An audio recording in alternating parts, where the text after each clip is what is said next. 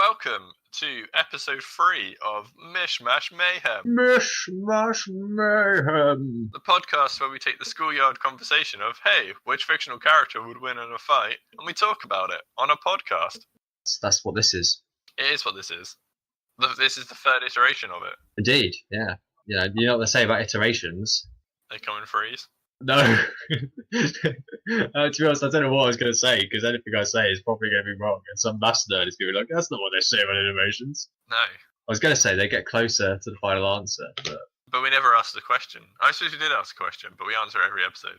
I suppose the final answer would be who is the character that beats every fictional character. Surely there isn't one. Well, I don't know. Isn't Nintendo saying it Kirby? Well, yeah, but I mean, like, think of Super Smash Bros. And how often Kirby gets beat, his pasty little pink bum smashed out the screen. It's true. Also, Nintendo have officially said anything that happens in Smash Bros. Isn't canon, so... Oh, have they? Yeah. Oh. Because the whole story behind Smash Bros. Is it's just kids playing with Nintendo toys. That's what Master Hand is. It's the child's hand moving the toys around. Really? Yeah. That's awesome. I didn't know that. So what's Crazy Hand? Is that a kid with, like... That's the other hand, because people traditionally have two hands. They do, yeah, but I mean, like, Crazy Hand is a bit more crazy. So is it, have they got spasms in there? I don't think that's really ever gone into. You could add that to the theory. Like, go on some fan theory website and hey, I think perhaps the person playing with the Nintendo toys is mildly disabled and thus has a twitchy, crazy hand. And that is perfectly, what's the word, when you're accommodating lots of people. PC? Yeah, but I was trying to think of a more PC term than PC. Oh, I don't know. PC pandering. PC pandering. Oh my god, what excellent. I'm pretty constable pandering. Anyway, that's well off tops. We do occasionally go off topic. I don't think any of it ever goes into the final one, though, does it? Or does some of it? Some of it does. No, I think some of it should. I think it adds a bit of character. There's a bit of tangenting. Unless it's like a horrendously offensive tangent, it usually stays in. That's fair. What did you do today? Oh, I offended our entire audience of 2 people. I don't know what our audience is like. We don't have an audience yet. You say that, but today, February 3rd, day of recording, is the day that episode 1 will go live. Whoa, hot piss, guys. It's really exciting. So hopefully, at least by tomorrow, we will have an audience of 2. Yeah, us 2. Yes, that's it. We're just going to do it over and over with refresh to get lots of hits. I'll just borrow my friend's computer, change IP addresses. Wilco said he listens to everything on his channel once it goes out, so that's at least 1. Boom. Headshot. That's it. And Katie said she'll listen to it. Nice. So that's 2. Katie's mum said she'd listen to it, potentially, so that's 3. Oh, that's 150% of our expected. Yeah, we're doing good. Let's go. Speaking of let's go. Yeah. Let's go! Oh, where are we going? I don't know, Jamaica. Cool. Hi, I'm Chris. I'm Wade. Or Matt. Or both. Oh, you're bringing back the many names this time. Oh, sure. Why not? If there's anything I've consistently, it's inconsistent. The man who has more similar names than I do socks. I mean, yeah. I have a lot of socks, actually. Do you? I'm not, obviously, I'm not you. No. Well, I realised the other day, like, I've got some big fuzzy socks. So I call them my day off socks because I don't tend to wear them if I'm going out the house. Yeah, that's fair. And I realised the other day that I've got more of those than I do regular socks. That's hilarious. Because a lot of my regular socks in the last couple of months have ripped or broken, and then I got more fuzzy socks for Christmas than I already had. And I think I've now got more day off socks than I do regular socks. Love it. I have a lot of socks recently because I was like, a couple of pairs ago now. So I went and bought a pack of nice socks and then a pack of novelty socks. And then I got given even more novelty socks. And now I just have like reams of socks. Yeah, I also had more Christmas socks than I did non-Christmas socks for a while. I think that's still probably the case. I don't like Christmas socks. Socks for Christmas? Fine. Christmas socks? No. I still think that with any Christmas clothing, you can only really wear it at Christmas, and it's a bit... I mean, to be fair, you can get away with socks because, they're in your shoes. Well, that's it. I tended to wear Christmas socks all year for 2018 because I got a load for Christmas 2017 and then wore them. And then when they got washed, they were put back on top of my socks drawer. And then that's got worn again. Yeah. And it never stopped. That's true. That's the problem with a drawer system of clothes, isn't it? You just reuse the same stuff you keep cleaning over and over again. Anyway, do you want to go through how this podcast works? Yeah, we probably should. So, what we're going to do is we're going to go through our 2 characters for today. They might not be characters, they might be, I suppose they are characters. We'll go through each one of them. We'll have a look at what they are, what they do, what they like, what their favourite pudding is. We might not include what their favourite pudding is. We might guess. We should have a guess of what their favourite pudding is. We will take one each and discuss it, and then we will roll the Die of Death. wonderful dodecahedron. That might be wrong. I should probably get the name right. I think, what is the technical name? 20-sided die. Yeah. D20 is the technical name. There's a really good name for it. An icosahedron. We roll an icosahedron with integers on to determine where they will fight. We will go through what the aspects of that terrain are, because although we've written it down, we'll decide collectively what it kind of entails when it comes to it. I mean, I don't know what half the places are. I mean, you've told me, but I don't remember. I have told you. You have, yeah. Would you like me to send you the list, or is it more fun for you just finding out Oh, randomly? it's absolutely more fun finding it out randomly. Okay. And then we'll have a little discussion about who we think will win. And then that'll be it. And if you don't agree with us, you can tell us. You can go to our Twitter. At podcast MMM. Boom. There you go. Was Smash Mayhem already taken? Yes. Who the fuck took that? It's actually some internet show or something. That's hilarious. Actually, I don't know if I tried Mishmash Mayhem on its own. I tried Mishmash Mayhem podcast, I think. Yeah. And that was already taken. But I like podcast MMM. It does the job. Podcast? That's it, and it makes us sound delicious. I mean, we are pretty delicious. Right. I guess I'll begin because I got the winner from last time. Yeah, that's it. You've got to do the reigning champ. Okay. So, hailing in from episode 2. I mean, this is obviously a spoiler alert if you haven't listened to episode 2, but tough.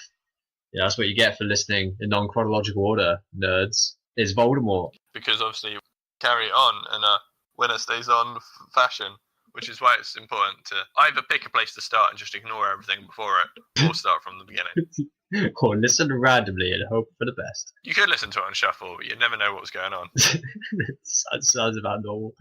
Anyway, it's old Lord Voldy, old no-nos, old Lord Voldemort himself, Thomas Riddle. Thomas Elvis Riddle, yeah. Thomas Elvis Riddle. that was something we discovered. What was it? That the French name? Yeah, his French middle name was Elvis. Yeah, his French middle name is Elvis. So, the Dark Lord. He is, of course, well known amongst people of our age because the books came out at the same time as we did. That doesn't make much sense, but it does. He is the Dark Lord in the Harry Potter universe. A very powerful wizard. Some might say he's one of the most powerful wizards that has ever graced the land. He studied at Hogwarts. He is the last known relative of, what's his nugget, Slytherin?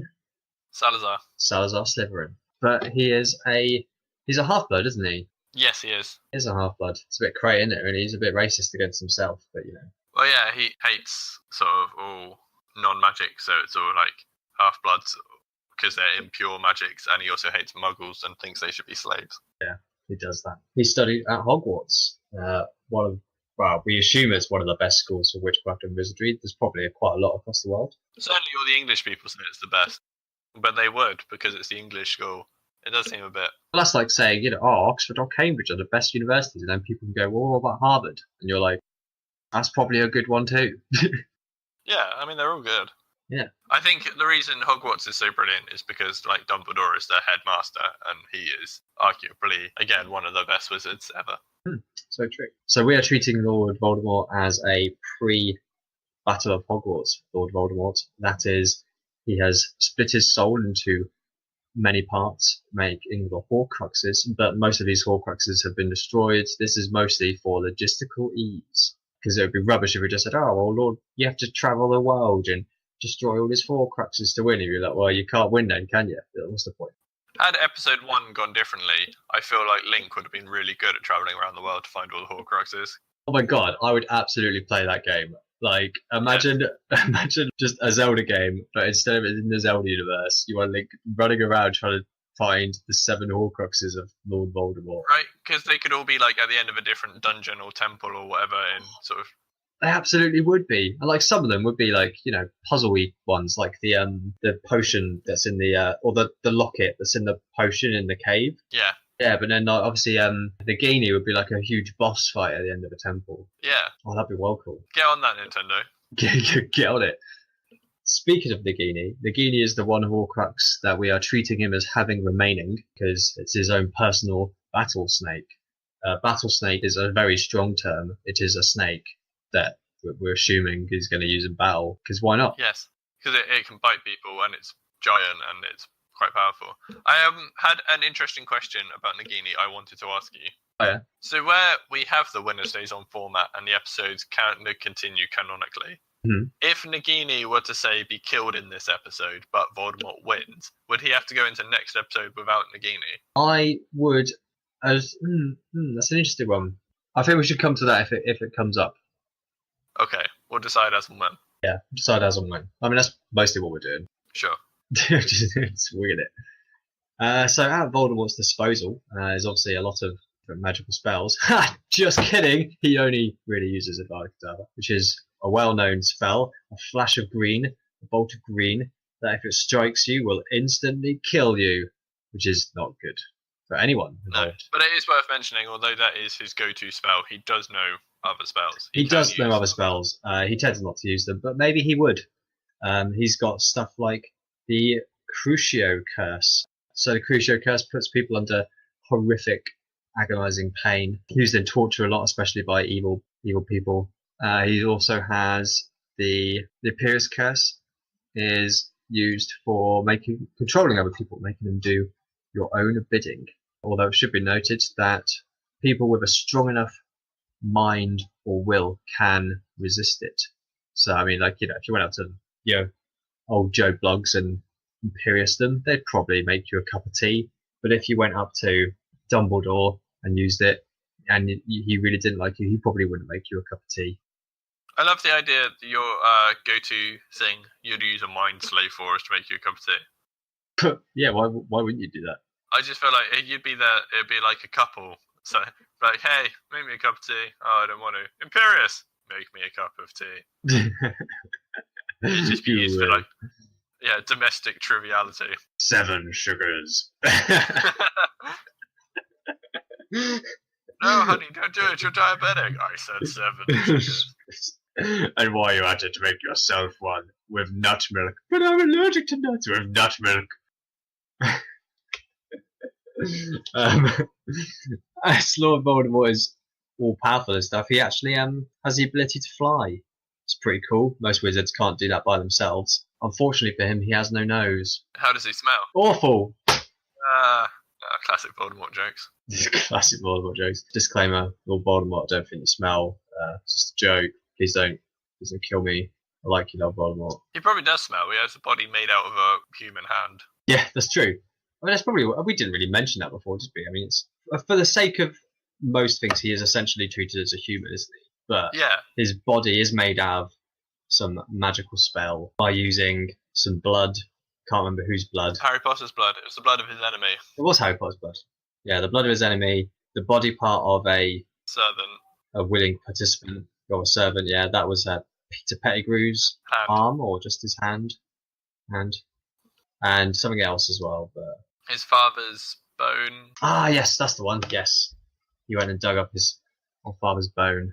Yeah, it's almost like J.K. Rowling had just played Monkey Island 2 and knew how to make a voodoo doll, right? It's like, I know what I could do with Voldemort for this. Also at Voldemort's disposal, as you know, a couple of other things.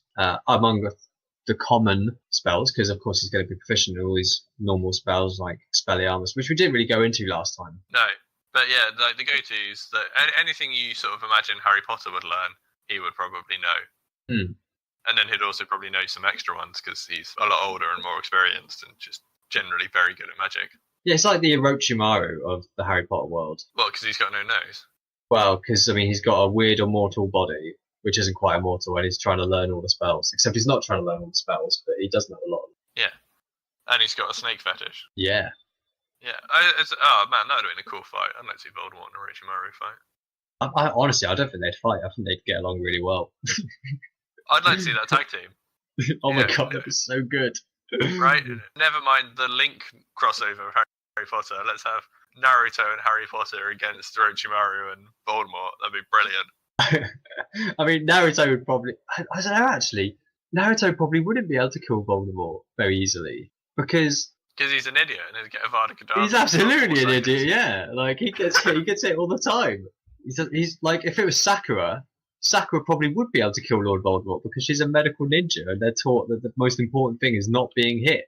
So she's bloody good at not being hit. Yeah, and I understand that she spends about 95% of Naruto being useless, but at the end, when she learns to summon slugs and punch people, she's pretty cool. When she learns to summon slugs and punch people. I mean, I know that's exactly what she does. It just sounds so stupid. It's like, I finally learned to punch someone.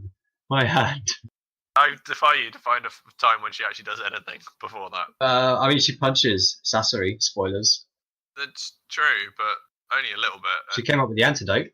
Yeah, but that's a non-combat thing. It's still really useful. That's like saying, oh, Einstein, he didn't serve in any wars. He wasn't very useful. Well, no, but I mean, she didn't do anything fighting-wise until quite near the end. Yeah. At least significantly. She did a few little... Yeah, that's true enough. What else can old Voldy do? He's got the old death mark, which he can fire into the Dark air. mark. Makes a lovely... Dark mark. Apologies. Fires a lovely green skull into the air and summons any of his lovely allies who are around, who, for the assumption of a pre-Hogwarts Voldemort, is quite a lot of them, to be honest. Yeah. Although, to be honest, most of the time I don't imagine he'd go for that. Yeah, that's old Voldy in a nutshell. I mean, he's a pretty crazy and scary guy. I just googled Voldy nutshell, and there's some really weird pictures. Are they all Voldemort in a nutshell? I mean, there's some weird pictures. I like that in the last episode as well, you especially, but me kind of, both sort of said, we're not Harry Potter experts, so we might get a couple of things wrong or miss a bit out. And what we've done between last episode and this one is not do any research. Any extra research. We did our initial research, but we didn't improve upon it. Well, I think I've done even worse than last time because I can't find the notes for me to read. That's why I was struggling so hard. I couldn't find them. You could have said, and I could have sent them to you. Well, it's too late now. Yeah, go on. I can move stuff. We can post. That's all right. I think it's more natural that we know bugger all. I won't bother them. You fool. That was our reigning champ, Lord Voldemort. We never introduced the other character who he's going to be playing against. No, we sure didn't. So, obviously, last time we gave the clue that he is a true English gent that has battled at least 2 Horsemen of the Apocalypse. Indeed. So true. From doing a bit of research, I still think it's only 2, but there are suspicions that DLC might make him battle a 3rd. Oh, really? Mm. I was about to Google it myself because the game has been released now, hasn't it? Yeah. Well, apparently there is a Crucible DLC coming up for the 3rd one. Ooh. So, without any further ado, without delaying it any further, without putting it off anymore, without something else that wastes a bit of time. What was wasting time? I was stalling to try and build up dramatic tension. Oh, I like it. Yeah. Carry on. All right. So with only a bit more stalling, the new character going to fight Lord Voldemort is Wicked K. I know, right? Nobody has heard of who Wicked K is except Wade. Oh, that's wicked, mate. It is, literally. Wicked K is a character from the Darksiders games. They're not the most big and best-selling games, but they've got quite a cult following. I would agree that, yeah. Yeah. I mean, they're obviously doing all right because the 3rd one has come out just before Christmas. And that's after the original company went down the pan. Did they? Yeah, because after the second one came out, THQ went down the drain. So, they've revitalized themselves. That's good. Is it still Vertigo working on it though? Pass, to be honest. I don't have the kind of console to even bother looking it up. That's fair. So you're a big fan of the Darksiders games? I am. The first 2, anyway. I mean, I haven't played the 3rd one. No. But I mean, that's why Wicked K is here. Indeed. I thought he was a cool lad. So let me tell you some interesting things about Wicked K that you might not know. Are you talking to me or the audience? Both. I mean, I guess initially you, because you're here. Tell me these things. A normal Wicked is a standard enemy in the Darksiders games. Yeah, they're chumps. Yeah, they're the easiest enemy, aren't they? Yeah, you can kill her with a single button press. They are the remnants of humanity have become Wickeds because in the Darksiders games, the apocalypse was forced to happen 100 years earlier than it was supposed to, which was very confusing to all of the angels, and thus demons were able to take advantage of the whole thing and rise up and take over Earth. And they own hell and How Earth. much is true? And then in the 100 years that the apocalypse has been going on, so 100 years later from that happening, is when the Darksiders games are set, or at least the first one. Yes. So the human bodies that weren't completely destroyed have now been infused with so much demon energy, not like deliberately, just because it's in the atmosphere where demons now live on Earth, that their bodies have started to rise up as these things called the Wicked, and they kind of look like zombies, but with their hearts removed, and the big sort of hole in their chest their heart would have been taken out of is now filled with like an orange glow of demonic power. Great. Yeah, they're pretty cool. So that's what a standard Wicked is, but they are brainless, stupid, rubbish enemies. Oh yeah, they've also got a hole in the back of their head, like where their brain's been taken out of. Sure. They do. I'm sure I saw that. Tell me if I'm wrong, Darksiders fans. But Wicked K is the only Wicked who has intelligence and the ability to speak. But the mysterious thing is, it's never explained why. He's just different. He is. We don't know why or how he is different, just that he can talk and is intelligent and fight, and he's powerful, and he takes some killing. He's the best goddamn Brit of the apocalypse. Oh yeah, this is my next thing, right? The reason he speaks in a posh British accent is because there was a bit of an in-joke amongst the team working on the game, because quite a few of the members of the team were English, so they had like this an ongoing in-joke about having a posh British pip character, and they were joking about him for 2 years. But it was only a month before the first Darksiders game came out that they actually added him to the game. I love it. And in the first Darksiders game, he was a secret boss that was hidden in 4 different locations throughout the game. And if you found him and beat him in each location, he'd move to the next location. And if you beat him in all of them, then you were pretty cool. And in the second Darksiders game, there was a tower called the Crucible, which was like a gladiator arena. And if you did all 100 fights of that in one sitting, then you would unlock the ability to fight the owner of the Crucible, who turned out to be Wicked K, who mysterious. But the fact that he is the owner of a fighting death tower thing suggests that he is a very powerful adversary. Indeed it does. So that's like the background of Wicked K. By the way, do you know, Wade, what K stands for? Killington. It is Killington. Well, it's never said in game, but apparently the file that his data is in, if you sort of delve into it, is named Killington. I think the French version as well is Oh yeah, he's not called Wicked K, he's just called Killington, isn't he? Yeah. But yeah, that's pretty fun. I'd quite like the name Killington. Yeah, you could be a Killington. You could change it by default. Yeah, Chris Killington. Yeah. I think that'd be You cool. might have to convince your wife to change your surname. I could do that. Yeah. Good. I'll ask her. So the things he can do while he's fighting is he does fencing. So he is primarily focused on using counters and parries and sort of turning other people's attacks and momentum against them, or attacking with very lightning fast jabs and slashes. But the thing that makes him fun is he doesn't use a sword as traditional with fencing. He uses a cane that he also uses to walk around with. What a lad. Yes. I think further adding to his posh British demeanour. Oh, absolutely. That's before we get to his top hat. Yes, he also has a top hat. A magical top hat, because that's possibly the most British thing ever to have a magical top hat. Did any other culture ever wear top hats? Not magical ones. Yeah.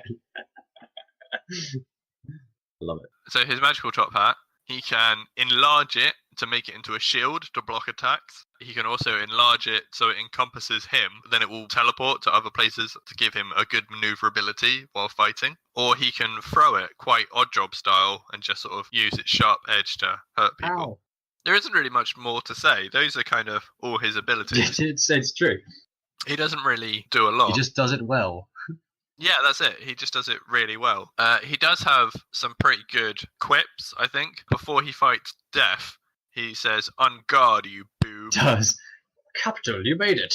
Yeah, which is brilliant. And before he fights War, this is a really interesting one, I think. Wait, I've got the quote. He says, "Gentlemen's rules, no low attacks or foul language." Yes, he does. Gentlemen's rules. The fact he says gentlemen's rules suggests to me that he is only interested in a fair fight and he won't use underhanded tactics. Yeah, it's very true. I'd probably absolutely agree with you there. Yeah, and that also sort of lends into his sort of typical British nature of having like a duel or something. Yeah, he's a very typical, not nowadays British, but like olden days No, we're all British. horrible now. Yeah, we're all asses now. An old British gentleman. Oh, capital. Oh yes, let's have a duel for the wedding of my daughter. Or that's it. If I win, I can marry Mary Rose, not the ship. Pistols at dawn. Yeah, all of that stuff, except without the pistols, because he uses cane. But what's weird about that is obviously the dark side of apocalypse happens nowadays, the present kind of time. So he was a man like that in the present time, presumably. Unless he got reanimated from a mega dead human. We don't know. We just don't know. We don't. That's part of the problem. If only we knew whether or not he was revived from a modern man or an old man, then we'd know more. I mean, really, it wouldn't make that much difference. Well, but knowing would mean we knew more. But you know what it's time to learn more about? Wait, I haven't finished. Oh. Because... more about Wicked K then. Yeah, well, this is the other thing. Wicked K being a reanimated corpse, so to speak, I would put him, like, as far as Harry Potter universe is concerned, the most similar thing would probably be the Inferi, because they are corpses reanimated by dark magic, and I feel like dark magic and demon energy are probably quite close. Yeah, it's a good shout. And so I did a bit of research on the Inferi and the rules and the lore behind them. Mm-hmm. And J.K. Rowling herself has said that no spells, including Avada Kedavra, would work on them other than spells that generate fire. Okay, yeah, that's cool. Yeah, so Voldemort will actually have to be thinking somewhat outside the box. Well, at least he probably won't initially, but eventually. That's interesting because like one of our first questions was going to have to be, does Avada Kedavra work on a dead person? That's it. And actually doing some research and trying to be a bit semi-professional with this, I have found out that it That's won't. cool, because that would have been my personal opinion anyway. I believe that Avada Kedavra, I haven't found anything like official, but it makes it sound like it rips the soul out of the being, which is why they die instantly. And if you've been killed and then reanimated by energy, do you have a soul? I don't know. Probably not. Yeah, I'm not sure. Anyway, after 2 weeks of bullying and, in a hospital and then up a mountain, Voldemort has retreated somewhere to tend to... He was my champion, wasn't he? Yeah, he was. So he was on top of Triffin, the Welsh mountain, fighting with Sub-Zero, in what was, unfortunately for Sub-Zero, somewhat of a absolute dicking. It really was. Except there was no dicks involved. No, there wasn't. It wasn't a literal dicking. It was a figurative dicking. But... now, let's find out, using the Die of Death, where this fight will take place. Oh, Wade, you're going to be so happy. So, for anyone who's played the game Time Splitters 3... Oh, yes. What a ledge. Wade's favourite stage from that is the Zeppelin. I'm not sure it is my favourite, but it's a good stage. The stage that Mr. Matt Wade suggested to me to add to this list was the Zeppelin from Time Splitters 3. So that is where this fight will be taking place, upon specifically not just any Zeppelin, but the Time Splitters 3 Zeppelin. That is kind of important because that stuff is bulletproof. Yes, it's worth knowing that although if you shoot the edge of the Zeppelin, like steam comes out, doesn't it? Yes, and then it heals after a short period of time. Yeah, about enough time to do some rendering. Yes. But the point is that piercing the fabric of the Zeppelin won't cause it to crash. So on top of the Zeppelin, there's a big, large open space in the sky. If you fall off, you plummet to your death, assuming you can't fly. Speaking of if they can't fly, that's something I forgot. You did mention that Voldemort could fly, but yes. Wicked K, his top hat can also fly. So if he can ride upon his top hat, he can fly. Because that's what he does when he is defeated by death in the second game. And he flies away. Yeah. Flies away riding his top hat. Interestingly, though, he doesn't enlarge his top hat for that particular thing. He just sits on top of his top hat and flies off. No, it's a very gentlemanly thing to do. Sure. Top hats have feelings too. Okay. We'll start on top of the Zeppelin. Big open area. There's a couple of blade propellers that are propelling this Zeppelin forward. I think there's 3 or 4 either side. Honestly, the number isn't that important. There is 2 doors, one at the front and one at the rear, which lead inside the Zeppelin. On top of the rear one, there is a large tail fin type spoiler place. Where if we're going with the law of Time Splitters, which we absolutely should do, there is definitely a weapon pickup. Well, I can't remember what it is. I want to say it's like a monkey gun or something. I don't think any of them had monkey gun. Well, all of the time splitters things were like you could do custom weapons, didn't you? Yeah, there's a weapons pick up there. I don't know if we're including that. We'll discover it soon enough. Once you go inside, there are 3 main rooms. So there's like a front chamber, a middle bit, and a back chamber. The front and back chamber are both split into various levels, and it's all like an open plan space. So kind of multi-story car park, but a bit more accessible. There's big bouncing pads inside the middle, which can launch you from the bottom to the top. And then from both of these rooms, one at the front, one at the back, there are multiple entrances to different levels of the middle room, which is more like a standard indoor area, like a lounge, some other rooms, like an engine room, etc. And at the bottom floor, I believe there is a place where you can fall out the bottom out of a bomb hatch or something. Yes, there absolutely is. That is the main layout. Essentially, 2 kind of tower story rooms, a central, room or a central area of bridges or rooms connecting those 2 levels, and then access to the top of a large open area outside.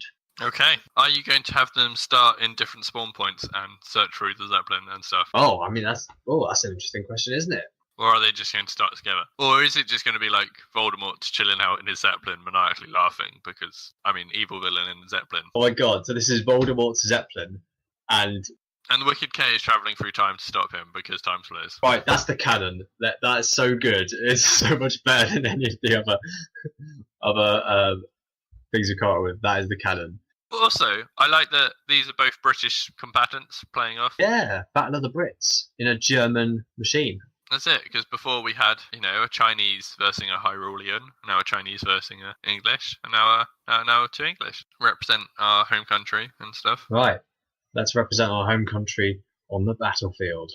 Yes. So, Wicked K is just gonna, turn up. And I feel like he'd just introduce himself to Voldemort. Oh yeah, it's just capital. Yeah. What, hey? You must be the chap I'm after. That's fine. You boob. I don't think Voldemort's going to take you boob too well, let's be honest. And I don't think Voldemort's a patient man. No. I think he is a very patient man in the books. I don't think he's patient anymore. No, I don't think so.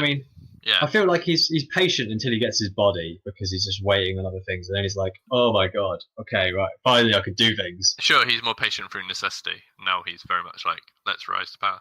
By the way, I think it's worth establishing, will Nagini be in cockpit with him? I imagine so. Oh, absolutely, yeah. Yeah, there's no reason for it to be anywhere else. Sure. So Wicked K would come in, be like, oh, I'm Lord Killington, I'm here to kill you. Let's have a proper fair fight, like British gents. Gentlemen's rules, Yeah. no blows. Do you think Lord Voldemort would gentlemen's rules? I don't think he Absolutely not. No, I think absolutely not. I think it'd be like, if we are going to use the quote, Wicked K would be like, oh, no gentlemen's rules, no low blows and no foul language. And then the response to no foul language would just be Avada Kedavra. Absolutely, it would be. And also, gentlemen's rules would imply, no 2-on-1s. That's not very gentlemanly. Voldemort's going to completely disregard that. Sure. I almost feel like Voldemort wouldn't even look. Like, he'd just sort of... Oh, just turn around and fire it. Yeah. Well, I don't even know if he'd bother turning around. Like, he'd just be like... Well, how would he know where he was? Because there's a small doorway to a cockpit of a Zeppelin, right? Oh, yeah, but if you're holding a gun and you just shoot over your shoulder blindly at a door, how likely are you to hit that doorway? I don't know. Well, maybe he'd half turn. I just wouldn't. But yeah, okay, fine. Oh yeah, okay, yeah, no, half turn, that works. He is flying a Zeppelin. Well, a Zeppelin can pilot itself for a while. How good is Wicked K at dodging at that kind of range? This room's fairly big. Not my room. I don't think he's necessarily, from what I've read, that much into dodging, because he would more do parries and counterattacks, which wouldn't really work on spells. He might try and block it with his enlarged hat shield. Yeah, I suppose you could do that. Yeah, he'd block it with his hat shield, and then the battle begins. So, old Voldy, I assume he's sat down in his chair with, Nagini crawled up next to him. What a perfect day, looking down on all the filthy muggles you'll exterminate. And then a weird English bloke pops in from 200 years prior, what seems. And it's like, gentlemen's rules. And you're like, what the hell, Avada Kedavra? And you miss. And he blocks it with a giant hat. Yeah, well, that's essentially the same as you missing. It's not, but so he's like, oh, what now? Yeah, he rises to his feet, if he has them. I don't know. He does. He probably does. Would he drop Nagini then, if Nagini was caught up on his lap? Oh, I think it was caught up next to him. Okay. Yeah, it's a big snake, man. Have that on your lap. You'd be like, oh god. Juven lift bro, he'd start firing off another Avada Kedavra. I don't think he's going to be too worried about one blockage. He's going to go for He's going to keep firing them. a flurry of blows, I think, to try and break through a defence. K has already got his hat shield ready. He does. He hasn't had to put it away, so I feel like he'd just block them all, no problems. Yeah, he probably would. So what do you do? Someone's perfectly blocking you. Does he need two hands to block with his top hat?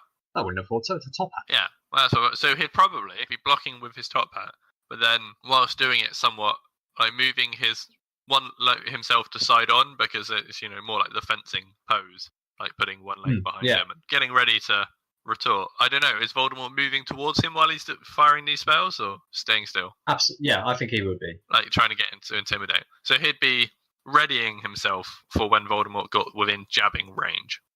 Yeah, it seems like a reasonable thing for him to do. My main question, I think, is what's Nagini doing right now? He'll be uncoiling, or she uncoiling and slithering probably around the side. I don't think it would go for the straight on, because it's not like Voldemort's gone, oh hey, that's a human, go eat them. It's like, I think Nagini is a smart snake for a snake. I think there's a bit of strategy. I think they'll go for a flank. Okay. Do you think Wicked K would notice this, or would he be too caught up with blocking spells? Oh, if he's a fencing man, so we assume he's a fencing type man. Fencing is traditionally one-on-one as well, so he'd probably be quite focused on Voldemort. It's quite a tunnel vision sport. Don't get me wrong, I'm not saying he doesn't have awareness. I'm just saying he's probably so used to gentleman's rules, he probably doesn't. Even if he did notice it, I'm not sure he'd consider it a threat. Do you know what I mean? At least to start with. I mean, until Nagini sort of quite close, like up to his personal space and stuff, within, I guess, giant snake striking range. Yes. Then he'll be like, "You're a bastard." Yeah, but he wouldn't swear about it because no foul language. No, that's true. No foul language. You turncoat. You blackguard. You blackguard and fiend. Yeah.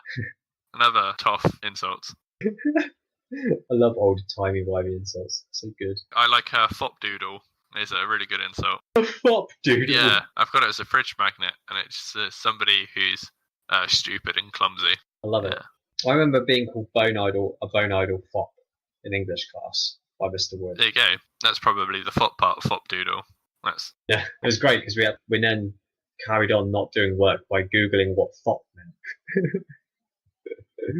Like, what does that mean? Was it sort of stupid or idiot or something like that? Yeah, let's do a quick define now. Define fop: a man who is concerned with his clothes and appearance in an effective and excessive way. All right. Definitely that's also a foolish or silly person. Yeah, that's more what I was going towards. Yes, that's probably the one they're after. You bone idol fools! So good. Oh dear, right. Voldy, he's walking towards. Except it's not with the lasers, it's Avada Kedavra. Yeah, he's not using a laser blaster. Voldemort turns kind of misty when he flies, doesn't He turns into like black smoke, yeah. Yeah, I think that he's noticing that he's got a good defensive stance, and this probably isn't going to do much. Like, obviously, he's not a fencing pro or something, but at the same time, he's not stupid. He's a skilled duelist. Yeah. He can tell when someone's probably not going to break. So he'll turn into mist and go for the surround. So if we assume Wicked K is roughly in the doorway, he would go to one side while Nagini takes the sliver to the other side. So surely, with the break from attacks, Wicked K can then do his own thing, right? He doesn't need to be sat there blocking. So he's definitely just going to teleport all up into Voldemort's personal space. Okay. So he's going to like bowler hat and then teleport to the bowler hat? No, he puts himself inside the hat and then the hat moves and then he comes out of it. Okay. So he's going to like, and then move over and then be like, come out of the hat, but within jabbing range, so he can then start his offensive. I love it. Let's go. So then he's just going to start hitting Voldemort with a stick. I mean, it would hurt. Yeah, absolutely. Especially as we've sort of mentioned before, because of his artificial body, Voldemort is quite a frail chap. Yeah. Jab, jab, jab. Voldemort's going to be like, ugh! My ribs. You couldn't see my face, but I was making it like a face. The face that says, I'm in pain and have no nose. The best of faces. And I feel like, let's be honest, the Wicked K is strong enough that he can fight the Horsemen of the Apocalypse. And like, if anyone's played Darksiders or seen any footage of it, even Death, who is like the scrawniest of them all, is proper built. He is a shithouse, really, isn't he? Yeah. I mean, like, War's probably the most built of them. He's basically square. Do you like my shoulders? I don't know why I got this accent. Yeah, I don't remember him being War. Scottish. He isn't Scottish. You're losing it now.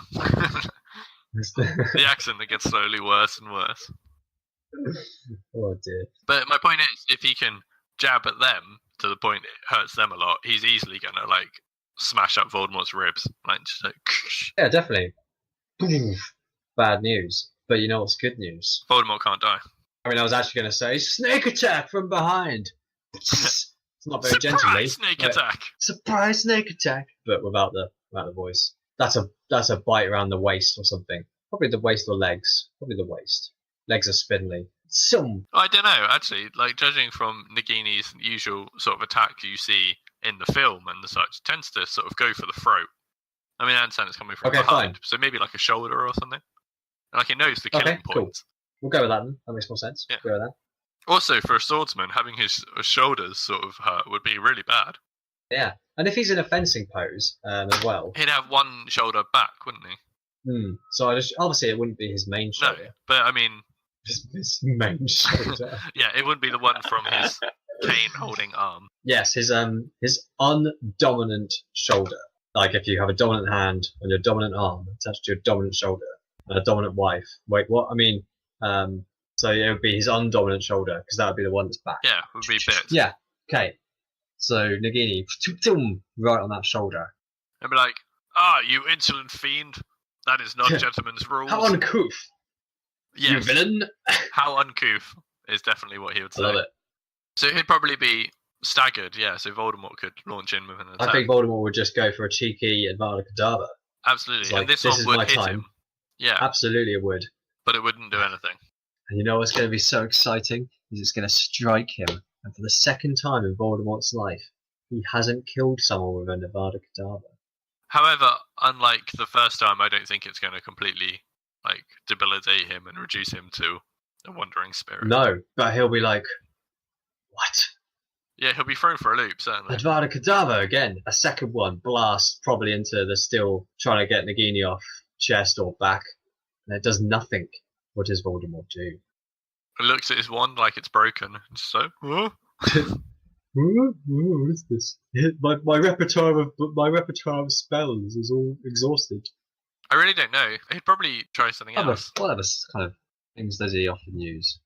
Well, like I say, the other one he tends to use a lot is the Crucio. I think Crucio is a good shout in this backup plan. Because it renders somebody unable to move and in severe pain. And he's still got a snake. Yeah. With him. Like, so, it's good enough to kill. Absolutely. The question is, how, in this time that it's taken to do it, how is old gentleman getting on? Well, although not traditional and in stance and stuff, with a snake on your shoulder, I'm sort of miming this out. I understand it's pointless for a podcast, but I guess for my own sake, to prove that I can do it. I could, like, if I was holding, say, if I had snake on my left shoulder and I was holding a stick in my right hand, I could hit that snake. Absolutely. Yeah. So possibly not with the same power and force that a proper stanced, like, fencing maneuver would hit with, but you could certainly get a few good hits on Nagini. And again, going back to how Nagini is used to fighting normal humans, not an undead creature with the power to go up against the Horsemen of the Apocalypse, I'm going to say he's going to hurt Nagini quite bad. Yeah. So I'd say he'd do a lot of damage, probably not fatal damage, but probably some quite severe damage to Nagini with just like 3 or 4 quick blows. Because that's the other thing, his attacks are like lightning fast, aren't they? So yeah, he'll get 3 or 4 good hits on Nagini, and then Nagini will let go and recoil in pain, possibly slink out of the room and try and go and hide somewhere. And he'll get slapped with Crucio. Yes. Because obviously he's probably been slapped with these Avada Kedavras, but it's not affecting him. So he didn't really take notice of it. It was probably like a mild tingle, like ooh, that was a thing. And then he suddenly gets slapped with this. Do dead people feel pain? I think they absolutely do. I think he does, because he's a sentient dead person, right? Oh, but hang on. What was it you were saying earlier about spells affecting... It didn't mention Crucio. It said that Well, I think it was they could only be defeated by spells that create fire. So it doesn't mention that it doesn't affect them as a normal spell would. No, they can just only be destroyed by fire. That makes sense. So I would absolutely therefore imagine that Crucio would be effective. Yes, That would be my ruling in this diplomatic podcast. absolutely. Of 2 people. Okay, so if he gets slapped with a Crucio, So that would cause him to buckle in pain and sort of writhe uncontrollably, unable to move. honestly, well, the thing is, even if old Wicked K's in a lot of pain, and obviously Voldemort's going to be enjoying this a lot, it's never going to kill him. And Voldemort knows that. But it does stop them moving because they're in so much pain. They are right on the floor. So all he has to do is hold him there until Nagini comes back and eats him, Yes, bites him. I think it's a stalling move to enable Nagini to get a bit of recover and then come along. Voldemort knows it's not going to kill him because he knows these spells well enough. He knows it's mostly a torture spell and stuff. But he's enjoying it. Of course he is. He's like, ha ha ha, you silly English man. Would he consider him a muggle, or is he like, you can teleport, that possibly you're a wizard? He's definitely not a muggle because he looks zombie-ish, right? Yeah. Although that might be the thing, because obviously, being somebody who uses the Inferi himself, Voldemort would know that the only way to kill an Inferi is to set them on fire. So at some point, he'd have to, if he's going on acting like he knows. I understand Wicked K could be killed in manners, but he would be like, well, traditionally the Inferi I'm aware of need to be killed by fire. At some point, he'll have to let that spell go. He would probably not say to Nagini, hey, just try and bite him to death. Because it would expect it, although it would work, he'd expect it not to. Yeah, that's true. I mean, although it's like an Inferi he's never seen before, he's never seen before, because, most Inferis are just mindless. He's used this Evocative spell. It's hit and not done anything. So he is, and it's obvious to the eye that there's something dead about Wicked K. So he would definitely be considering that he could be an Inferi. Obviously, Wicked K isn't an Inferi, he's a Wicked, but they're so similar that it makes sense to apply at least the set of rules that the spells didn't work to him. Yeah. But yeah, he would probably consider him an Inferi, a very advanced Inferi, and honestly, he probably wants to know how the hell he can make one. Absolutely. But not right now, because right now it's trying to kill him. Yes, that's very true. So therefore, I don't think he would get Nagini to bite him. I think he'd get Nagini to wrap him up, Python style. But Nagini isn't a constricting snake; it's a viper. Oh well, bollocks. He's got to do it anyway.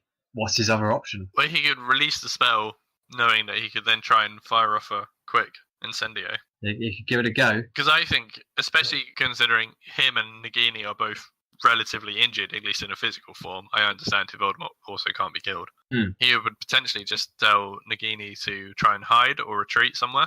Okay, so if he does a little bit of a retreat while concentrating on the spell, so he's still in the same room, but he's back to disengaged distance. Yes. And then releases it and goes for an Inferi. Not Inferi, whatever Incendio. the hell it is. Incendio. So releases the Crucio, and then Incendio. What did we say? There's about 1 second delay in spellcasting, isn't there? Yes. That was what we established last week. So do you think a second is enough time for Wicked K to react, bearing in mind how much pain he has been in? He has been in a lot of pain, but he is dead. I think he's probably competent enough to at least make some attempt at blocking or evading. Whether it's successful or not, who knows? I don't think he'd have time to enlarge his hat and move it and do all the hat magic. He'd probably, especially where he's just in pain, he'd probably just try and roll out the way. Yes. Yeah, I think that seems reasonable. So he would probably be, at least take a glancing blow from the fire. A glancing fire. I love it. Yeah. Now, obviously, because Wicked K isn't an Inferi, well, I'm not saying fire would be incredibly debilitating and annoying, but it isn't going to be the insta-kill that Voldemort thinks it is. No. I think he's just going to be on fire. Just like his arm's on fire. Yeah. Which arm? Rolling out the way? Is it a strong arm or is it a bad arm? Yeah, I'd say this one's probably a strong arm. I'm thinking about, because as a right-handed person, I would roll left. Yeah, no, I agree. If I was on the floor and I had to roll out the way quickly, one way or another, I would use my strong arm to push myself. And therefore, that would be the arm anchored to the ground. Yeah, I agree. Strong arm on fire. And at which point you'd be like, I'm looking for one of his... The burning! It is one of his genuine quotes. Cool. Well, that suggests that he does get hurt by fire. Oh, yeah. The burning! He gets up. Terribly sorry, but I'll have to kill you now. Take this, ruffian. So then it'd throw his hat at Voldemort, like, bam. Yeah, Voldemort is going to be taken aback at this. He's gone, I can kill you with a green spell. Ha ha ha, you're not killable by green spells.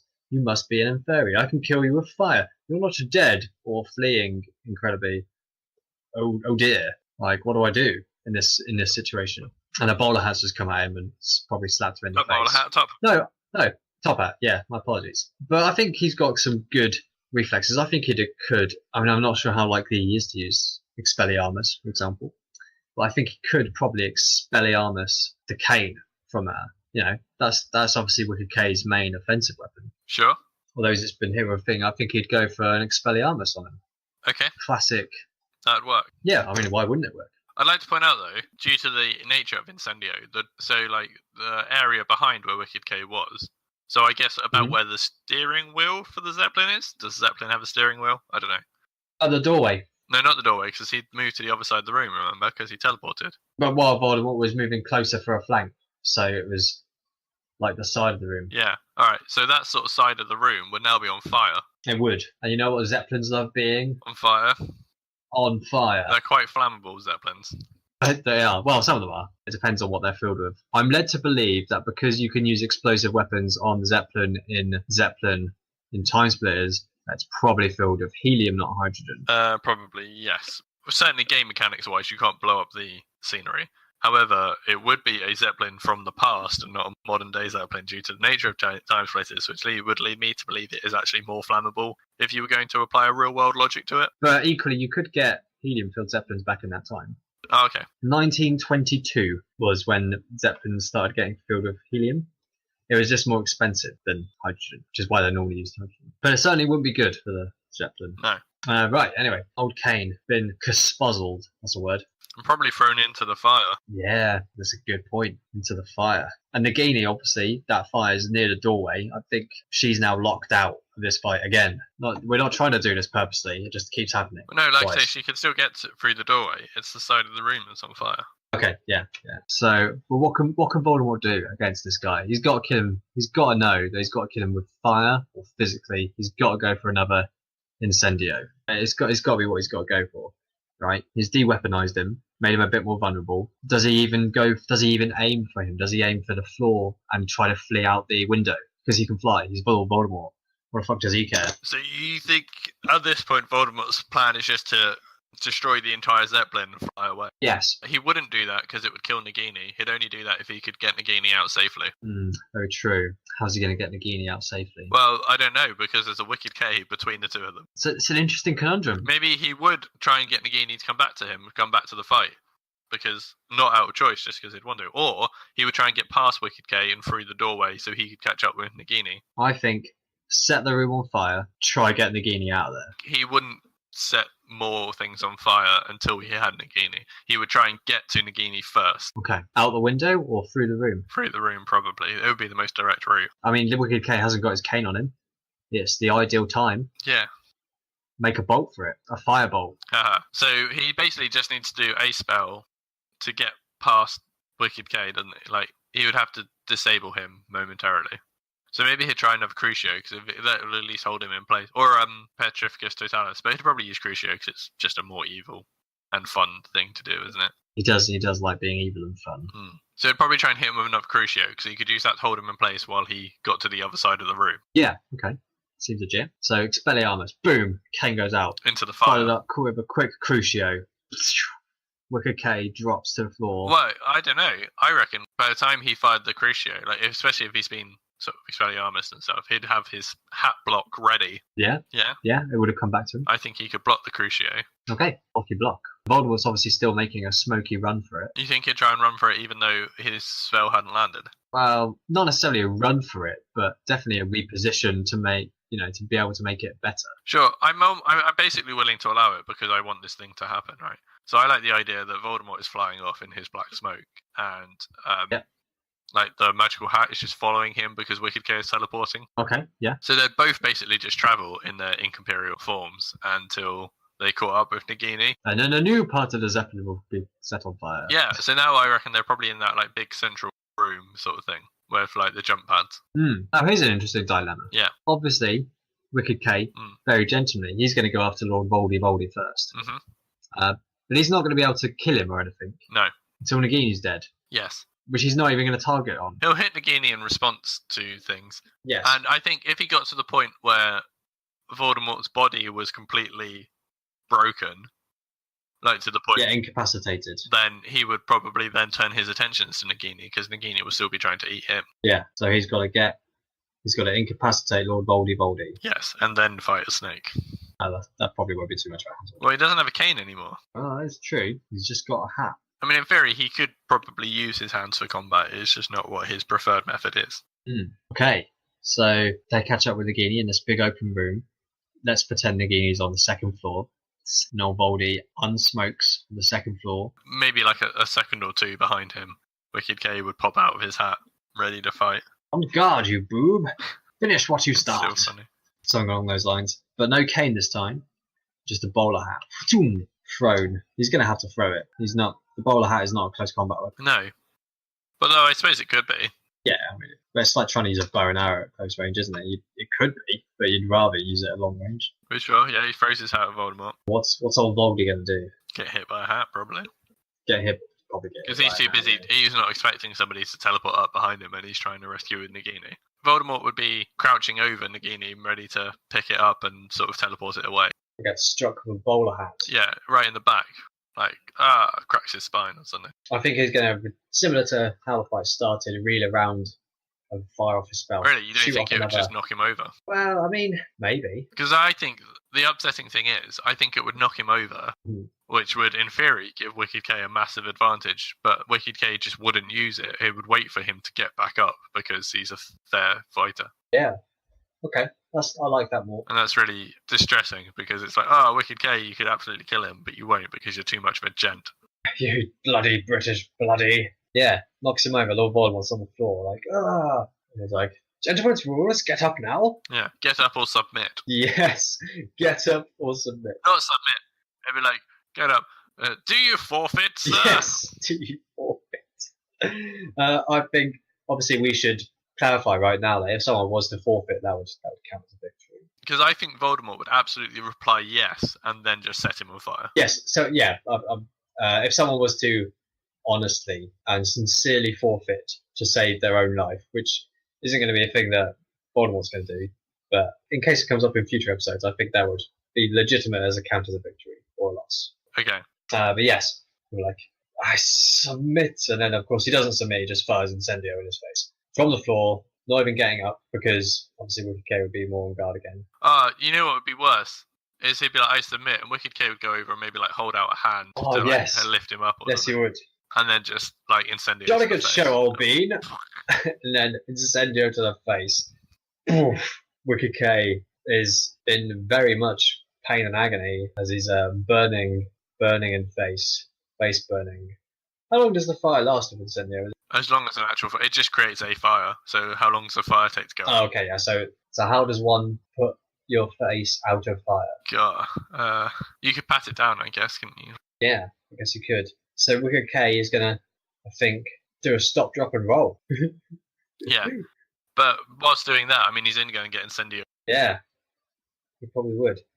More Incendio, bit more Crucio, some maniacal laughing. That's it. Can he boulder hat his way? Boulder hat? Can he bowler hat teleport his way out of this? I don't think so. Oh, Wicked K. Because he's too busy on fire trying to deal I'm with sorry, I the fact that he's on couldn't fire. do my homework. I was too busy on fire. Oh no, Wicked K. There's such a good chance. Yeah, I feel like ultimately that might be it for Wicked K. I think that would be where he'd be defeated. Just too much of a gentleman, and no cane. Going into this, as soon as I learned the fact that he only likes a fair fight, I thought, well, that's it. He's going to lose. Yeah, you know what? I hadn't even considered that when I thought about it originally. Because when I thought about it, I was like, Voldemort's got some good, powerful spells, but at the end of the day, his main one is going to be ineffective. I think Wicked K's got a good shot. I hadn't considered the moral compass. I hadn't considered he'd be immune to Avada Kedavra until yesterday when you were like, will that work? And I was like, oh. And then I looked it up and I was like, oh, it won't. That will help him. But yeah, I just think he's just too nice of a guy, which is weird for like the most powerful boss in a game, right? Yeah. Like the hardest challenge of Darksiders, and he's just like, But I think let's pan back in a sec, because this is a beautiful shot. You know, Voldemort, Wicked K is reeling around on fire. Voldemort, no use for this Zeppelin anymore. Somehow rescues Nagini. I don't know how he carries him out. And sails. because anything Voldemort is touching when he turns into black smoke also becomes the black smoke, doesn't it? Because don't they have the bit at the end of the film where him and Harry are like all over the Oh, Hogwarts? sure, that's cool. That works. Rescues him, zooms out, and watches a cascading Zeppelin of fire crash and burn into.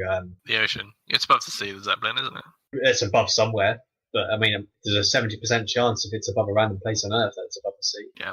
Cascades into the sea, smouldering, crunching, steam everywhere, and fire and smoke, and a massive shot a green skull into the air, so he could be like, And then "Witness what I've done." he'd fly off to the hospital from the first episode to get himself patched up, ready for episode 4. Yes. Well, I mean, let's be honest, but he'd also probably go to a vet. Yeah. Because, you know, I imagine, but he's definitely got some broken ribs, and Nagini's probably also got a few fractures or breaks in its skeleton somewhere. Yeah. I was going to say in its ribs, but it's basically all ribs. It is entirely ribs. Oh, Wizzle K, you could have done it. But, excitingly, that means it's the first time somebody's ever won 2 episodes in a row. Yeah, it is. Man, I wonder who will defeat Voldemort next time. If someone could defeat Voldemort. Yeah, well, that's it. I meant to say who will challenge Voldemort next time, and yes, if they will defeat him. Well, give me a clue. Let's make it a surprise, so I don't know. So you're not going to know either? Yeah, I'll see if I can guess who it is. Okay. So, as is tradition, the clue for who will be challenging next time is that this is the first comic book character we're going to have. Oh, okay. And it's somebody who is not from Earth. Okay. Is that enough, or do you want something else? Well, I have a feeling I know who it might be, but I don't know. Well, who do you think it might be? I don't know. Well, I mean, my first guess was just Superman. Yeah? Yeah. I mean, he would fit into that criteria. He would, yeah. I don't think it is Superman because you don't really like Superman. Therefore, I don't think you'd pick him. But... I'm not a big fan of Superman, no. My main problem with Superman is I don't like characters who are virtually impossible to kill. Yeah. And I feel like, especially with Superman, he's just got far too many powers. I actually prefer Superman from like the 1930s when Superman first existed, and he only had 2 powers. Well, like strength and flight. He didn't have flight. No, he had 3 powers, sorry. He was super strong, he was bulletproof, and he could jump as high as tall as a building. Which building? I don't know. It didn't really matter. Like a New York building, so like a tall building. Yeah. I don't know. It might have been specifically a skyscraper or something. I'm not sure. But he could jump really high. Because that was what eventually evolved into his flight. His flight is just like combining super strength and super jump. Ah, okay. So, you know, the flying I'm not too worried about. Like, that's reasonable. But I just felt like once he started getting like laser eyes and ice breath and heat breath and all sorts of things, it just felt like he had too many powers going on, and he just became too ridiculously good at everything. Yeah. It's sort of my thing with Superman. But yeah, but it could be Superman. But yeah, a comic book character who's not from Earth. That's my things. Nifty. Cool. As we mentioned at the beginning of this episode, episode 1 should in theory be going live to the public today. Yeah, probably by the end of the day. Yeah, hopefully some point this evening. It will be available on tinkertailorsoldiersponge.com. I think it's going to be available on YouTube as well. Oh, YouTube it. I mean, it might not be, but I'm pretty sure it is. And it will, in 3 days' time, be available on iTunes. What a weird delay. Yeah, apparently it's something about starting a new thing on iTunes. It has a slight delay. Only the first episode will be delayed, and then all the rest will come out on iTunes at the same time as they come out on tinkertailorsoldiersponge.com. Fair enough. So that means there is a reasonable chance that at least 1 or 2 people will go and visit us on Twitter at podcastmmm. Definitely not at Mishmash Mayhem. No, it's not. It's at podcastmmm. The page is called Mishmash Mayhem. Admittedly, due to a slight delay, if you do visit that site today on day 1, there won't actually be any art on it. The art will be up tomorrow. That'll be alright. Yeah. So it'll look a bit boring if you've seen it on day 1. I don't know why I'm bothering to explain this to people, because obviously they won't hear this for another few weeks, but never mind. But the reason I wanted to bring it up is because I would like to thank both you for designing our logo, and also my good lady wife for designing our cover art. And you've done some good work on the art. Thank you. And All right. thank her, which you I did. will thank her. Well, I have, several times. It's brilliant. I really like it. So but yes, please do go to our Twitter. You can tell us how you thought this fight would have gone. If you think that we did it well, then please tell us that. It's always nice to be told nice things. But if you disagree with what we said, then tell us that too. And I'll tell you you're bloody wrong. No, it won't. We'll be far too Britishly gentlemanly to do that. Yes, we would.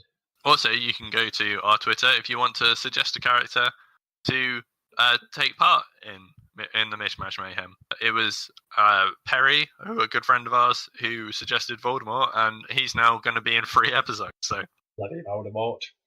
Yeah.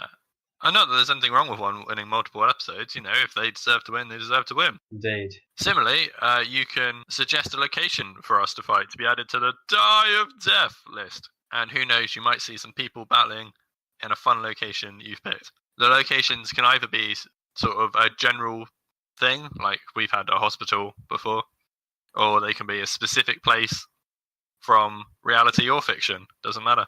As vague, as specific as you like. Yeah, but if it's one that we like, we'll add it to the list. Maybe even if it's even one we don't like, but we think will be cool. Yeah, that's it. Like, I don't know, my mum's house. Do you not like your mum's house? I mean, it's okay, but I wouldn't necessarily have chosen it for a battle arena. Yeah, that's fair. But, I mean, if somebody put on, hey, why don't you do your mum's house? I'd be like, well, I mean, that could be funny. It'd be quite small, wouldn't it? Maybe like the clock struck 13. Not because... Yeah, we do. There is a broken clock in the living room. Yeah, it strikes 13 hours. It's very To be fair, though, I mean, it's doing quite well for itself in the way that it's still, other than chiming, like the actual clock part still tells time and works, which, considering it was a wedding present for my parents, like, it's doing all right. Yeah, it's not bad, is it? Yeah, it's got quite a good life on it. Do you have anything else you want to say? Any reflections, like anything you thought was particularly good for the people today, or? Well, it was a good arena for both of them, really. If it had gone to outside, it could have been quite nice. I just feel it was the Wicked Case did such a good chance, and he's just too good. He's too kind. He's too gentlemanly to win. A 2v1 where you have to kill the non-participating foe first. It's not a good scenario for him. You know what we need? We need him to fight Indiana Jones, because he'd aim for a snake first. What you mean, Voldemort? Voldemort versus Indiana Jones. Yeah, Indiana Jones would be like, I hate snakes, must kill the snake. He would. He'd fire off one shot and then get a bardic damage. But he'd have killed Nagini, and that's better than anyone else has done so far. That's true. Oh dear. It'd be the shortest fight ever. It was so funny. It would be just like that episode. The scene in the film where like the guy swings his sword around and Indiana Jones goes gun. Yeah, love it. So thank you for listening to episode 3 of Mishmash Mayhem. I hope you've enjoyed it, and I hope you will tune in next time. Bye. Catch you later, y'all.